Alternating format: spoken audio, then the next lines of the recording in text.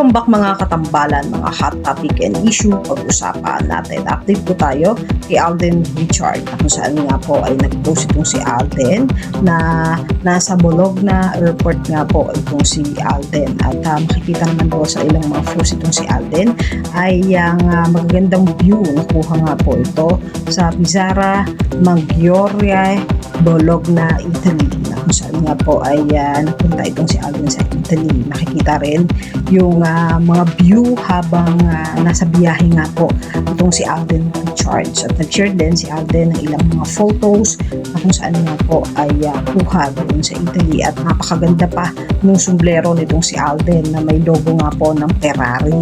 At syempre, nag-share din itong si Alden ng masasarap na pagkain doon sa Italy na kung saan nga po ay pinost din ni Alden sa kanyang social media account yung masasarap na pasta na kung saan nga po ay kinain itong si Alden. At si Alden nga po ay attend doon sa Italian Motor Week 2025. At ito nga po ay ipinost itong si Alden. Italian Motor Week at yung view na kung saan nga po ay sinare niya sa kanyang IG stories. Samantalang hindi naman nakakalimutan itong si Alden na mag-share ng mga quotes and prayers sa kanyang social media account na parating nga po ipinopost itong si Alden.